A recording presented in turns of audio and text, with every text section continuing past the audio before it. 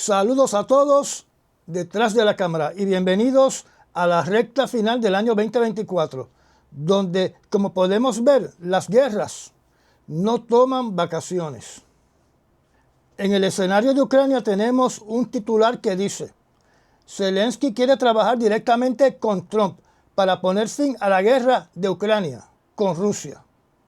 Naturalmente se puede entender el por qué un presidente de una nación quiere bregar directamente con un presidente de otra nación, y no a través de uno de sus emisarios, como en este caso el general Kellogg. Este deseo del señor Zelensky lo expresó en una entrevista en el medio noticioso Sky News, el cual todos conocemos que es un periódico totalmente inclinado al Partido Republicano. El motivo que dio el presidente de Ucrania es que no quiere que personas alrededor del presidente Trump destruyan su comunicación con el presidente de los Estados Unidos.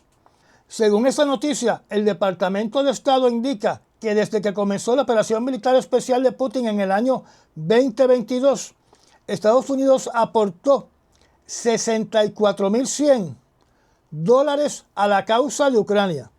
También indicó, por lo que se puede interpretar de su entrevista, de que la solución de paz se llegará después de varias reuniones donde se discutan a fondo los detalles para crear un plan real en esta situación de guerra. Putin eleva el gasto militar a niveles récord. Oficiales de la Unión Europea visitan Kiev, capital de Ucrania. Se informa que el presidente Putin aprobó elevando el presupuesto militar de Rusia para el año 2025 a niveles récord desde que entró al poder. Un 32,5% del presupuesto publicado en un sitio web gubernamental el domingo quedó asignado a la defensa nacional.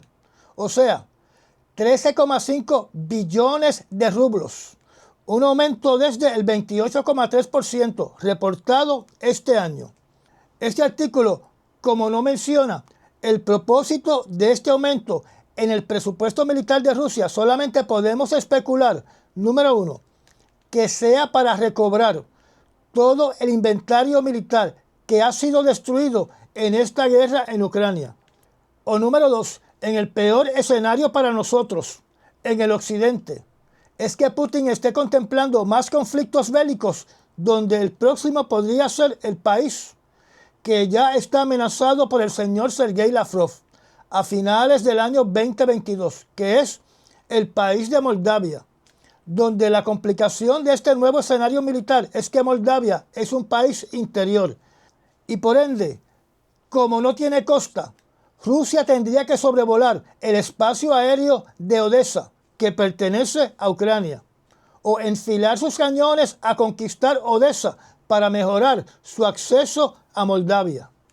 En cuanto a lo que tiene que ver con la Unión Europea, se indica que el nuevo presidente del Consejo Europeo, llamado Antonio Costa, y la nueva persona a cargo de la política exterior de la Unión Europea, llamada Kaja Kallas, visitaron la capital de Ucrania en el día de ayer domingo para expresar su apoyo a ese país.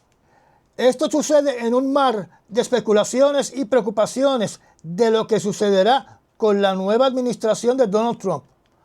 Debo añadir que todavía se desconoce si la administración del presidente Biden va a poder suplirle a Ucrania los 265 millones prometidos durante el mes de noviembre del año 2024. Este artículo también habla de ciertos ataques realizados por Rusia durante este fin de semana, donde voy a hablar de ellos brevemente. 3 personas fallecieron en la ciudad de Gerson cuando un dron ruso impactó una minivan el domingo por la mañana y otras 7 personas resultaron heridas. El sábado se realizó un ataque en la ciudad de Dnipro, en el centro de Ucrania, donde el número de heridos aumentó a 27 y 7 de ellos están en estado grave. Durante horas de la madrugada del domingo, Moscú lanzó 78 drones, donde las defensas de Ucrania pudieron interceptar 32 y alegadamente los otros 45 se perdieron.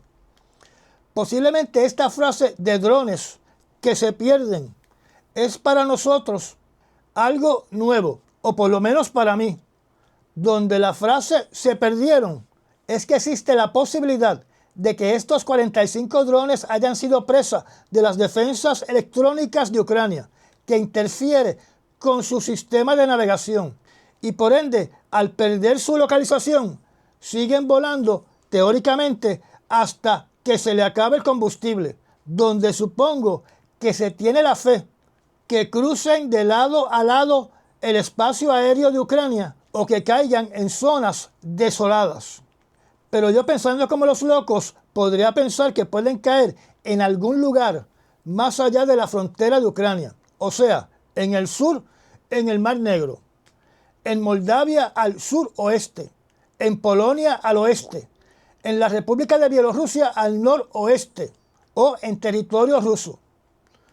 Por estas defensas electrónicas que posiblemente afectan el sistema de GPS de estos drones, es que Ucrania ha desarrollado su navegación visual con inteligencia artificial, donde no necesita navegar por GPS. Recordemos que se cree que el avión de combate sin piloto ruso que se estrelló hace unas pocas semanas atrás fue porque las defensas electrónicas de Ucrania afectaron su sistema de navegación.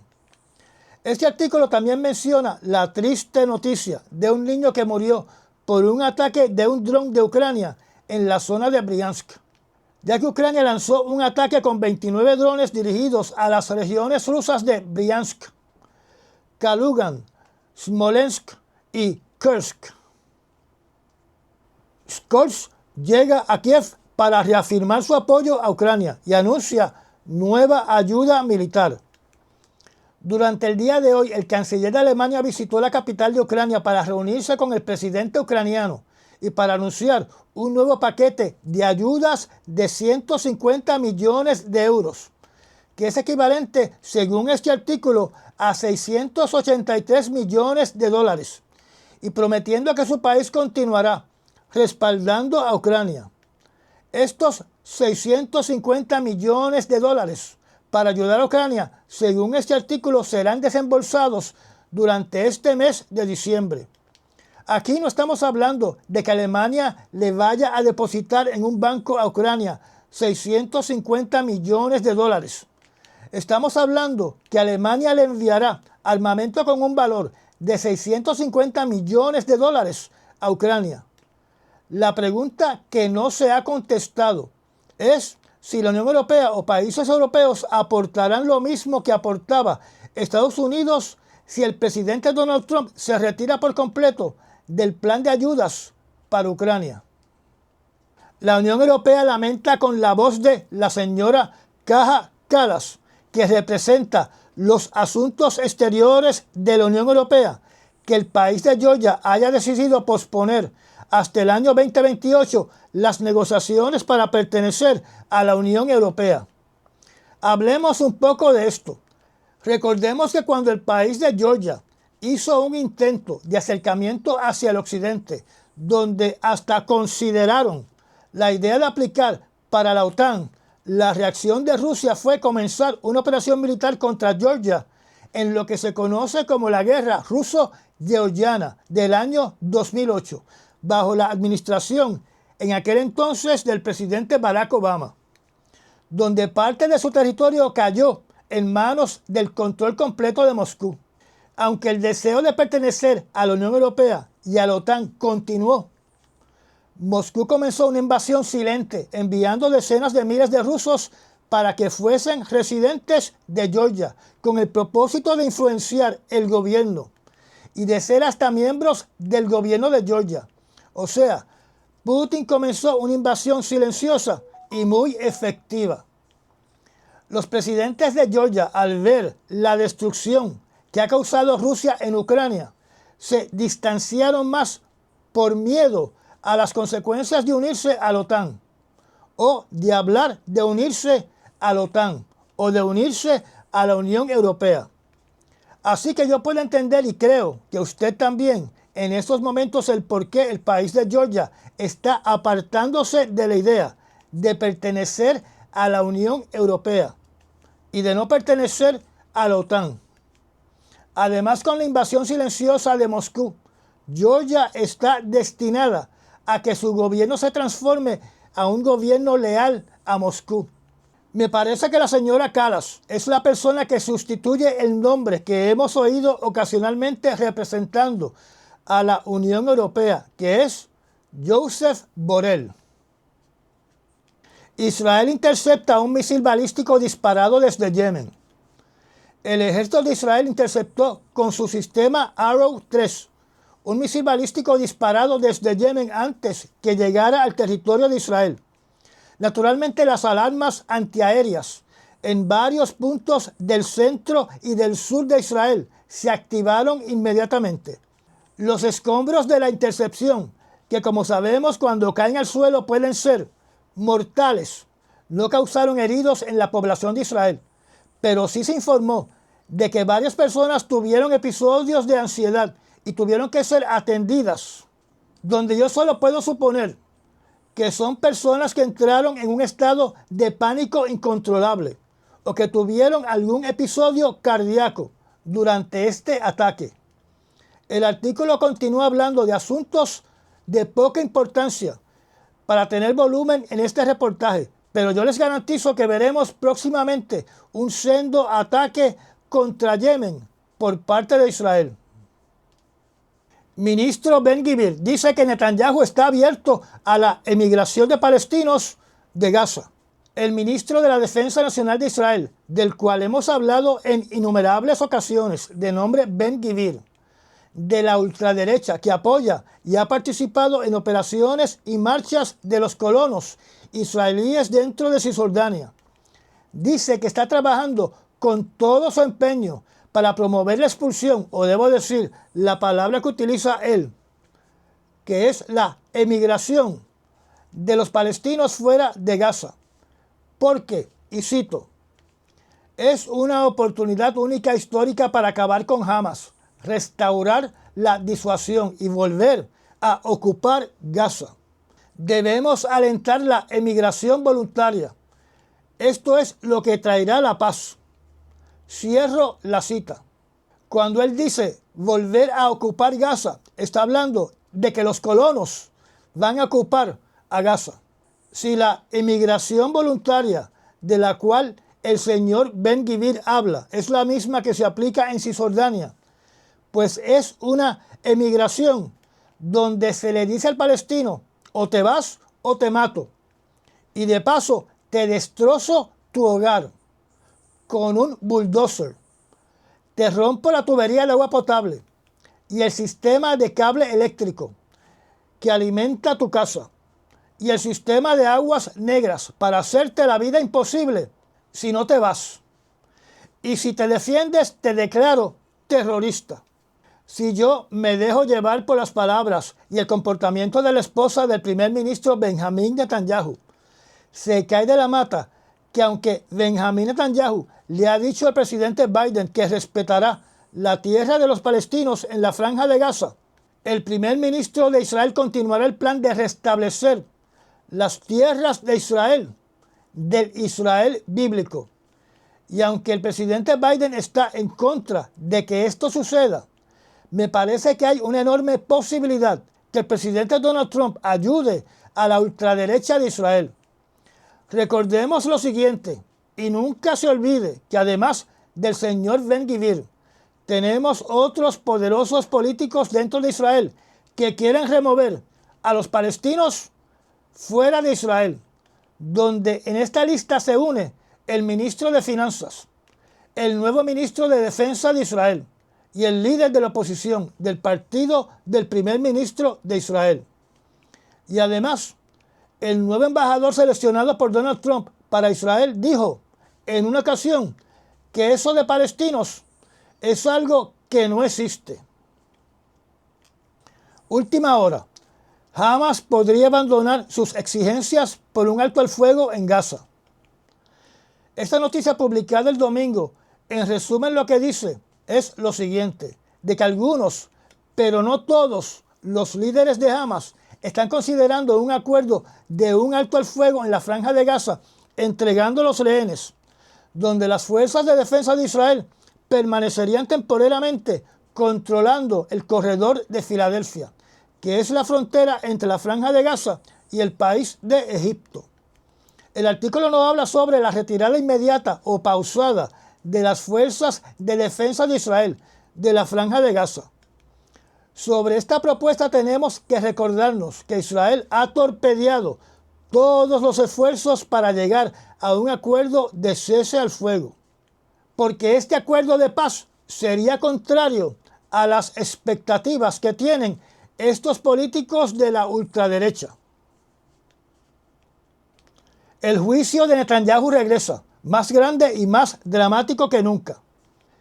En resumen, esta noticia habla de que ahora en el año 2025 se puede reiniciar a plenitud los juicios en contra de Benjamín Netanyahu por diferentes cargos de corrupción en un momento donde, pese a su victoria sobre Hamas y Hezbollah, ha fracasado en resolver de forma inmediata la situación con los rehenes.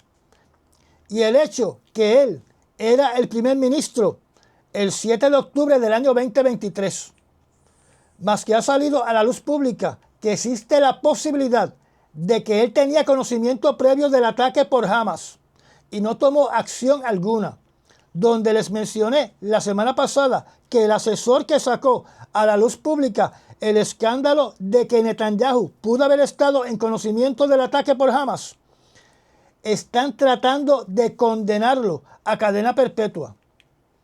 Recordemos que israelíes, particularmente los padres de los rehenes, acusaron al primer ministro de estar prolongando la guerra y de estar creando metas bélicas adicionales para posponer el juicio de corrupción en su contra. Esta vez el primer ministro de Israel no tiene chupamedias en la Corte Suprema que dictaminen que el primer ministro tiene completa inmunidad y no puede ser procesado por sus acciones. Gobierno de Siria pierde control total de la ciudad de Alepo. Como les mencioné en el resumen de noticias anterior, después del último ataque por parte de los Estados Unidos contra instalaciones de grupos pro-Irán dentro de Siria, donde a su vez Irán también atacó blancos dentro de Siria, los rebeldes lanzaron un ataque masivo contra el gobierno de Assad, donde estos rebeldes se ven altamente equipados y Assad apuntó el dedo acusador en dirección a Turquía de ser el país de estar apoyando a estos rebeldes. Antes de este titular se informó que la Fuerza Aérea rusa se unió a la Fuerza Aérea de Siria para bombardear localizaciones en la ciudad de Alepo, donde esta ciudad vuelve a ser víctima de los mortales bombardeos que se suscitaron hace años atrás en dicha ciudad, matando a decenas de civiles. En ese artículo se alega que Siria perdió el control total de dicha ciudad, que es la segunda ciudad más grande del país, y que esta es la primera vez desde que comenzó la guerra civil en el año 2011 que Siria pierde el control de esta ciudad. Hasta ahora se reportan 412 muertos que fallecieron en este enfrentamiento, de los cuales 11 son civiles, según el Observatorio Sirio de Derechos Humanos. El nombre de este grupo, sin su traducción al español, es el Grupo Islámico Hayat Tahrir al-Sham, o HTS. Esta vez, Estados Unidos, Francia, Alemania y el Reino Unido pidieron una desescalada inmediata y que se negociara una solución política. Parte de la ciudad, en regiones de los suburbios, según este artículo, están controladas por fuerzas kurdas. Rusia se ha limitado a decir que su aviación está envuelta en misiones para hacer retroceder a los rebeldes de las provincias de Idlib, Hama y Alepo. No se menciona si Rusia estaría enviando tropas adicionales y mercenarios para asistir al presidente de Siria. Tampoco se menciona si Irán enviará soldados para asistir al presidente Assad. Recordemos que a Rusia no le conviene que colapse el gobierno del presidente Assad, por dos razones bien sencillas. Número uno, la base aérea que tiene Rusia en el aeropuerto de la ciudad de Latakia. Y número dos, las facilidades portuarias que utiliza Rusia como base naval en la costa oeste de Siria, en lo que se conoce como el puerto de Tartus. Cuando uno lee el titular y lo compara con su contenido, no parece que Siria haya perdido el control total de una ciudad de más de 2 millones de habitantes. Sube la cifra de muertos a 130 en el noroeste de Pakistán por violencia sectaria, dice oficial. Durante los últimos 10 días se han suscitado en Pakistán mortales encontronazos entre los musulmanes suní y los musulmanes chiá, donde hasta el día de ayer se reportan 130 muertos y más de 200 heridos en las zonas del noroeste de Pakistán. En un momento se cerró la ciudad de Islamabad, capital de Pakistán. En el mapa podemos ver el área marcada con puntos rojos, que es donde alegadamente se concentra la violencia. O sea, que la violencia es en la parte norte de Pakistán, en su frontera o cerca de su frontera del oeste, donde esta frontera es la frontera con Afganistán. En este distrito llamado Kuram, el 21 de noviembre, individuos armados emboscaron un convoy donde fallecieron 52 personas, donde la mayoría eran musulmanes chiá. Como ningún grupo se responsabilizó por este ataque terrorista, se suscitaron inmediatamente actos de venganza utilizando armas de fuego e incendiando estructuras entre los dos grupos rivales, o sea, entre musulmanes chiá y musulmanes suní. En las últimas horas, a la suma de muertos se le añade 14 con 27 heridos. Según este artículo, estos dos grupos de musulmanes vivían en relativa paz, hasta que en el mes de julio se suscitó una disputa por tierras que evolucionó al conflicto sangriento que vivimos en el día de hoy. Recordemos que todo lo que ocurre en Pakistán es de importancia mundial, porque Pakistán tiene no solo la presencia de los talibanes, sino también se estima que tienen 170 cabezas nucleares. Jefa de la Corte Penal Internacional critica a los Estados Unidos y a Rusia por amenazas y acusaciones. Mientras el Occidente aplaude a la Corte Internacional Penal de haber emitido órdenes de detención contra el presidente Vladimir Putin y condena que Rusia, a su vez, haya emitido órdenes de detención contra los funcionarios de la Corte Internacional Penal involucrados en las acusaciones contra el presidente de Rusia. Por otro lado, el senador de los Estados Unidos, llamado Lindsey Graham, amenazó con sanciones contra todo el personal de la Corte Internacional Penal cuando el Partido Republicano controle el gobierno de los Estados Unidos en enero del año 2025. El senador no se limitó a las amenazas de sanciones contra los funcionarios de la Corte Internacional Penal, sino que también amenazó, y cito, a cualquier aliado como Canadá, Francia, Alemania, si intenta ayudar a la Corte Internacional Penal. Lo vamos a sancionar. Cierro la cita. El presidente de los Estados Unidos, cuando era Donald Trump, sancionó al fiscal general de la Corte Internacional Penal por su intención de investigar crímenes en contra de la humanidad efectuados por soldados de los Estados Unidos en Afganistán. La presidenta de la Corte Penal Internacional criticó a los Estados Unidos y a Rusia por interferir con sus investigaciones y sus decisiones, donde calificó de atroces las amenazas y los ataques contra el tribunal. Y dijo, y cito, el tribunal está siendo amenazado con sanciones económicas draconianas por otro miembro permanente del Consejo de Seguridad, como si fuera una organización terrorista. Cierro la cita. Estas fueron las palabras de la jueza Tomoko Akane. En esta noticia se puede ver claramente cómo Estados Unidos quiere imponerse sobre todos los países de lo que Rusia llama el Occidente, donde todos esos países tienen que comportarse como lo demanda el buleador mayor del Occidente, o sea, Estados Unidos, o si no, serán castigados. Donde claramente esto es un insulto y una falta de respeto a la soberanía de todos esos países, que lo que hace es lacerar las relaciones diplomáticas, donde estamos hablando que en la lista de los amenazados están los aliados más leales de los Estados Unidos.